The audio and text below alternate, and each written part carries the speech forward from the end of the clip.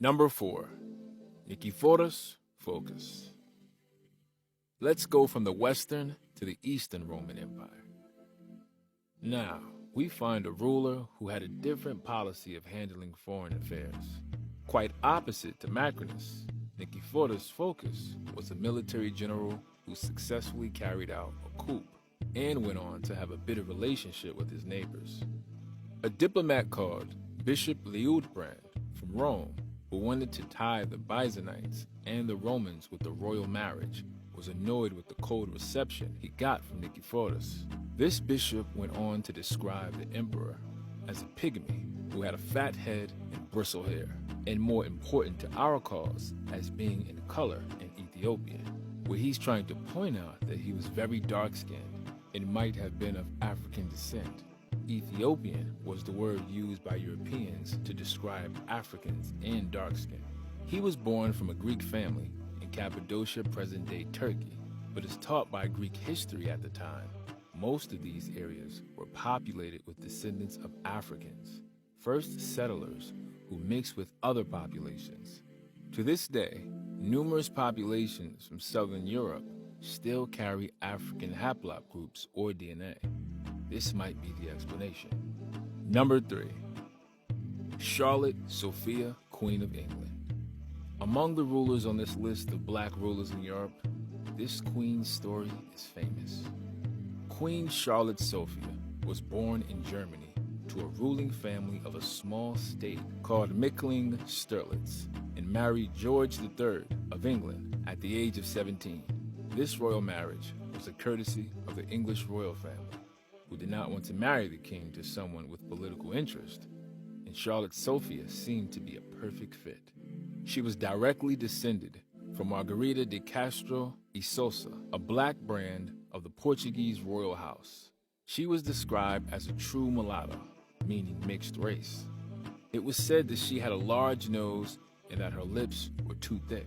To understand why a woman of mixed race would be in a European royal family, one must know that centuries earlier, Europe had been under control of the Moors, who ruled for many centuries.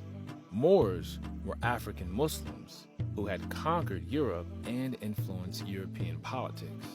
As a result, many of the rulers of Southern Europe countries, such as Portugal and Spain, were black or mixed race even after the Moors were expelled. And with intermarriage, it spread through other European royal families. Queen Charlotte had 15 children, including Prince Edward, father of Queen Victoria of England, the great-great-grandmother of Queen Elizabeth II, the current Queen of England. So black was present in this family long before Meghan Markle, but this has been kept under wraps. Number 2. Kenneth MacAlpin. Who would have thought that there were black kings in ancient Scotland? The truth is that the Moors were dominant in Scotland between the 9th and 10th century. One of them was known as King Kenneth MacAlpin. The Christian converted Moorish Pictish Kenneth MacAlpin was also called Niger Val Dubh, a surname which means the black man. He was the first king of the Scot-Alpin dynasty. According to the Scottish archaeologist David MacRitchie, Alpin, the father of Kenneth MacAlpin, was a half-black Piet and half-black Scotch, whose son Kenneth was the first to merge the two foremost branches of the blacks in Scotland. The forefather of Kenneth MacAlpin and all of his descendants was Fergus More, who is known as the first king of Scotland. When we study the etymology of his name, More, we notice that it means Moor or Moorish, which is black or black people.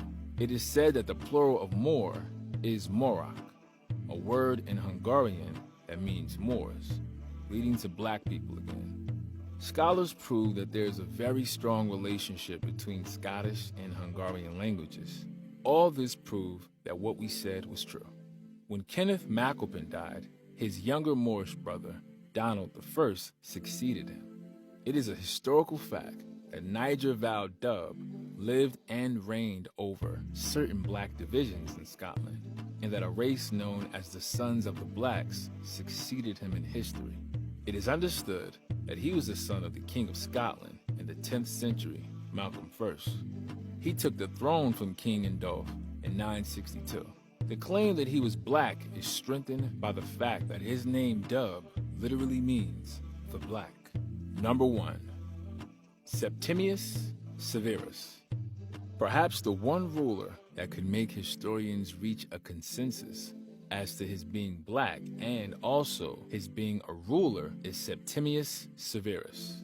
He was a Roman emperor and was born in a place called Leptis Magna, present-day Libya, and was an expansionist. He would wage war after war and was successful in most of them.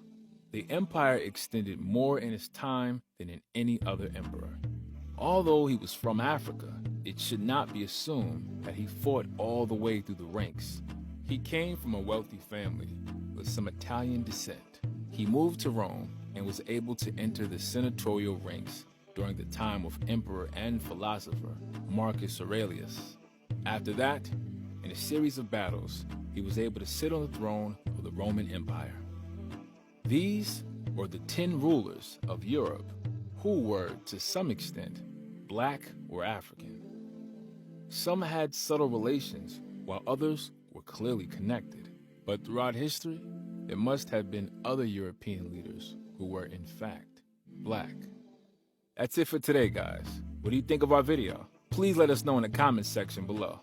If you enjoyed this video and want to hear from me again, be sure to hit that subscribe button before you go.